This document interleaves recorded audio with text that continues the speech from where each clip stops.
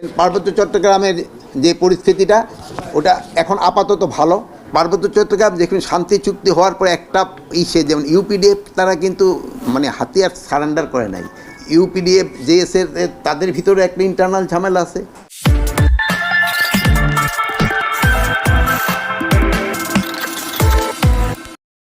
পার্বত্য চট্টগ্রাম দেখুন শান্তি চুক্তি হওয়ার পর একটা ইসে যেমন ইউপিডিএফ তারা কিন্তু হাতিয়ার সারেন্ডার করে নাই। জেএসএসরা কিন্তু হাতিয়ার শুধু সারেন্ডার করছিল। এখন এই ইউপিডিএফ জেএসের তাদের ভিতরে একটা ইন্টারনাল ঝামেলা আছে, প্লাস অন্যান্য যারা সিটিজেন ওখানে আছে তাদের ভিতরেও একটা সমস্যা আছে। এবং তারা সবাই যেন মিলমিশে কীভাবে থাকতে পারে ওই আমাদের ব্যবস্থাটা করতে হবে। প্লাস অনেক সময় তারা কিছু কিছু অস্ত্র এবং ট্রেনিং বাইরে থেকেও পাচ্ছে, ওইটা থেকে যেন না পায় ওইটারও আমাদের একটা ব্যবস্থা করতে হবে। পার্বত্য চট্টগ্রামের যে পরিস্থিতিটা ওটা এখন আপাতত ভালো, এবং এই পরিস্থিতিটা যেন বিরাজ করে এটা কিভাবে ব্যবস্থা নেওয়া যায় এই ব্যাপারগুলিও আলোচনা হয়েছে। তারপরে আমি তো বলেছি যে মাদক কিন্তু আমাদের সমাজের জন্য একটা বিরাট অভিশাপ। এটা থেকে আমাদের কিভাবে মুক্তি পাবো এই ব্যাপারে আপনাদেরও সাহায্য সহযোগিতার দরকার। যে মাদকটা যেই সব জায়গা থেকে আসছে এবং এটা ধরা হচ্ছে, এবং মাদকে যে শুধু আমরা কেরিয়ারদের ধরলে হবে না, গডফাদারগুলিরে ধরতে হবে। যেহেতু গডফাদারগুলি না ধরলে কিন্তু মাদক বন্ধ করা বড় মুশকিল।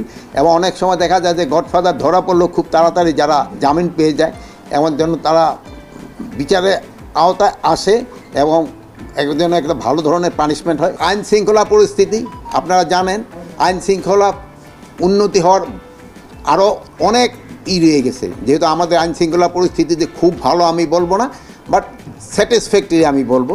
বাট এইটারে কীভাবে ভালো করা যায়, এই যে অস্ত্র উদ্ধার অভিযানটা চলতেছে এই ব্যাপারেও আমাদের আলোচনা হয়েছে। তারপরে যে মাদকের ব্যবহার হচ্ছে এবং মাদক কিভাবে রোধ করা যায়, এই মাদকের ব্যবহার এই সম্বন্ধে আমরা বিস্তারিত আলোচনা হয়েছে। তারপরে আমাদের মিয়ানমার সীমান্ত সম্বন্ধে আমাদের কিছু আলোচনা হয়েছে। আর এই সন্ত্রাসী এবং জঙ্গি যেন কোনো অবস্থায় মুক্তি না পায় এই ব্যাপারেও আমাদের আলোচনা হয়েছে। এগুলি আমাদের ছিল মোট আলোচনার বিষয়, এবং এটার ভিতরে আমাদের কিছু ডিসিশন হয়েছে। এবং ডিসিশনেরগুলি হলো যে পূজাটা যেন একেবারে নির্বিঘ্নে হতে পারে, এই জন্য আমাদের যত ধরনের পদক্ষেপ নেওয়া আমরা তা নিব। এবং আমরা আশা করব এবারের পূজা যত পূজা হয়েছে ওর থেকে এইবারের পুজোই সবচেয়ে বেশি ভালো হবে। এই জন্য আপনাদের সবাই সাহায্য এবং সহযোগিতা আমাদের দরকার।